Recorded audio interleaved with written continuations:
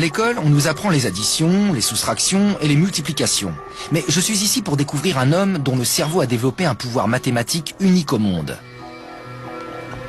Je suis venu pour étudier le cas de Scott Flansburgh, qui prétend être plus rapide qu'une calculatrice.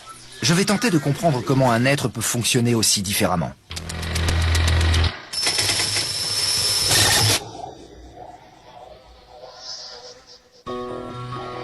Scott fait le tour du monde pour transmettre aux enfants sa passion des mathématiques.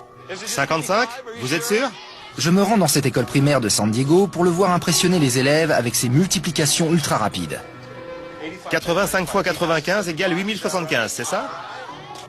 Un exercice qu'il trouve très simple. Prenez cette calculatrice et mettez-vous au fond. Merci.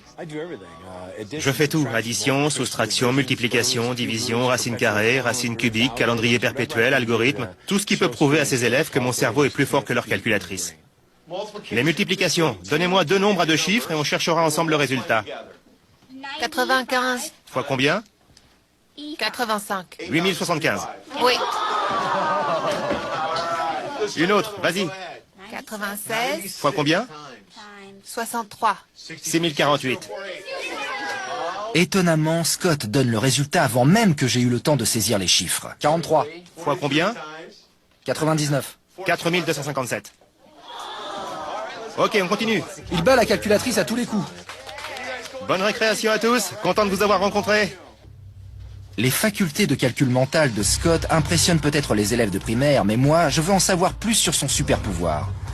Comment s'en sortirait-il face à de vrais mathématiciens?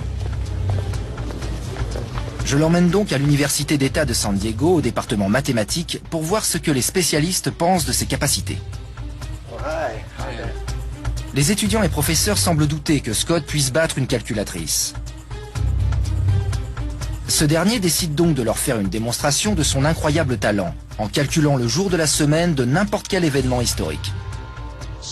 Si vous avez une date qui vous a marqué dans votre vie, comme un mariage, une naissance... Pour cela, Scott réalise plusieurs calculs complexes en moins d'une seconde. Commençons par vous. Vous avez une date spéciale? Le 1er octobre 1944. C'est votre date de naissance? Oui. Le 1er octobre 44 était un dimanche. Vous avez eu 18 ans en 1962 et c'était un lundi. Exact. Voilà, ensuite? Le 18 août 2007. C'était un samedi. Ensuite? 22 mars 1983. C'était un mardi. Personne sur Terre ne peut battre Scott à ce petit jeu. Ensuite? Le 16 décembre 1980.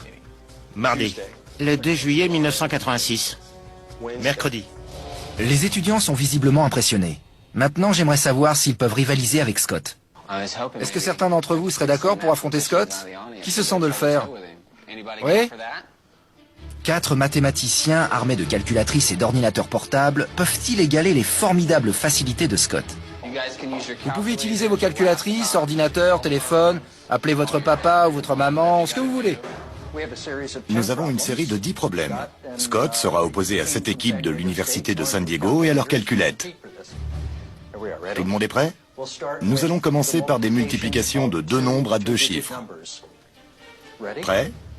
Les nombres sont 39 fois 78. 302. 3042. 3042, c'est exact. Scott a répondu le premier.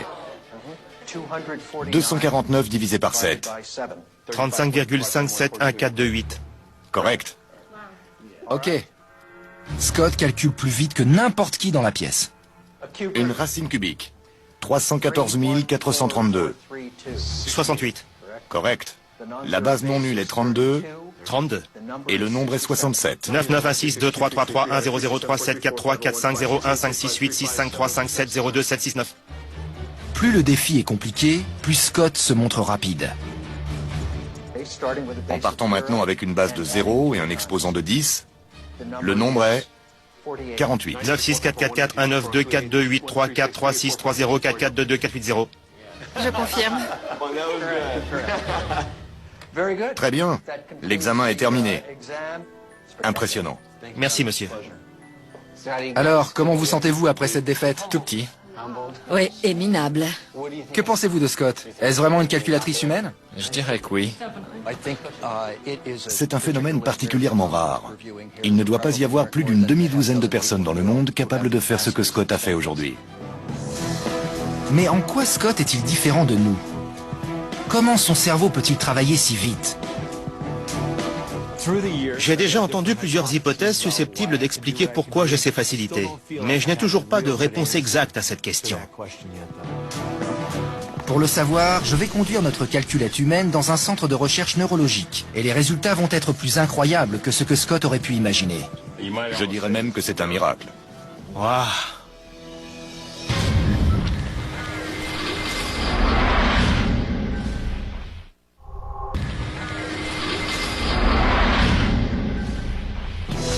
Je m'appelle Daniel Browning-Smith et je suis un super-humain. Ma quête d'autres personnes extraordinaires m'a conduit à San Diego, où la calculatrice humaine Scott Flansburgh a impressionné des mathématiciens grâce à ses capacités incroyables. Prêt? 249 divisé par 7. 35,571428. Vous êtes la personne la plus douée que j'ai jamais rencontrée. Je vais maintenant accompagner Scott chez un grand neurologue, le docteur David Hubbard. Bien, je vais vous expliquer ce qu'on va regarder. Le docteur Hubbard veut utiliser une technologie de pointe pour scanner le cerveau de Scott en temps réel, pendant qu'il exécute des calculs. Nous verrons ainsi comment et où il réfléchit. Mais d'abord, je veux que le docteur Hubbard voie Scott en action. On efface la calculatrice. Dans les écoles, les enfants pensent que j'ai mémorisé les réponses, mais ce n'est pas le cas. Je vais donc vous demander de saisir un nombre à 2 ou 3 chiffres qui va devenir notre nouveau zéro. 27? Quel nombre voulez-vous ajouter à ça? Le 62? Ok, on obtient donc 89 et ensuite 151, 231, 275, 337, 399, 461, 523, 585, 647, 709, 771, 833, 895. Comment faites-vous ça? Pensez-vous que les calculs sont inconscients ou préconscients? Dès que je suis connecté, ça s'enclenche. C'est impossible. Vous ne pouvez pas faire ça. Je dirais même que c'est un miracle. Le docteur Hubbard est maintenant convaincu et veut découvrir ce qui se passe dans le cerveau de Scott. Mais pour qu'une expérience soit valable, il faut d'abord des données de référence. Mon cerveau va donc passer au scanner pendant que je réalise quelques calculs mentaux.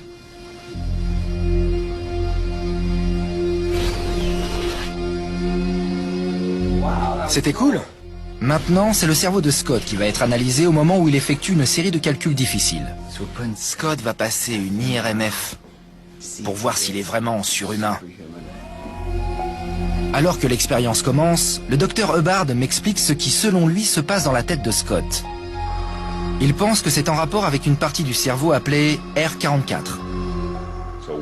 L'une des hypothèses la plus probable, selon moi, serait que son aire destinée aux mathématiques est au même endroit que la vôtre, mais elle est plus grosse. Son aire 44 est plus développée, c'est du moins ce que je pense. Maintenant que le scanner est terminé, nous allons voir si Scott est bien un super-humain. L'imagerie montre des zones symbolisant les endroits du cerveau où l'activité est la plus forte.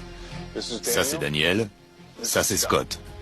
Le rouge correspond à l'activation, le bleu à la désactivation. On voit tout de suite où sont les aires d'activation.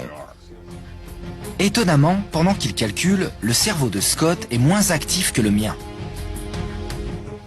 J'ai choisi cette zone pour signaler une observation générale, à savoir que le cerveau de Daniel est plus actif que le vôtre. Intéressant. Je pensais que vous utilisiez l'ensemble de votre cerveau pour faire des mathématiques. Je n'imaginais pas du tout que son cerveau était plus actif. Ce que j'en déduis, c'est que pour vous, c'est facile, un peu comme une seconde nature. Exactement. Une seconde nature, c'est presque inné. La facilité avec laquelle le cerveau de Scott peut exécuter des calculs a surpris le docteur Hubbard lui-même. Mais il y a une autre découverte encore plus étonnante. Les deux aires principales qui sont censées s'activer sont l'aire 44 de Brodmann, l'aire de Broca, Oui, ça me parle. et le lobe pariétal. Et ce dernier est très actif. Ça, c'est l'aire 44. D'accord. Le cerveau de Daniel est donc conforme à ce qu'on aurait pu attendre. C'est celui d'une personne normale qui fait un test de maths. Bien. Maintenant, jetons un coup d'œil à votre aire de Broca. Chez vous, on voit une zone qui n'est pas la même que chez Daniel.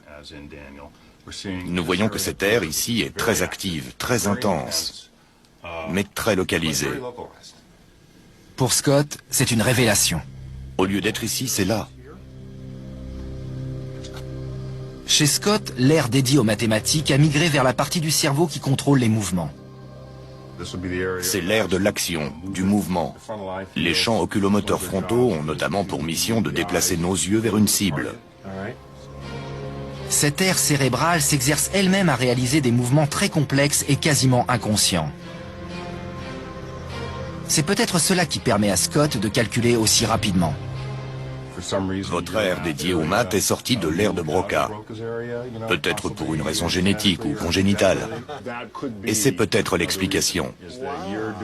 Vous faites des mathématiques dans une ère un peu plus haute que celle généralement utilisée par le commun des mortels. Waouh.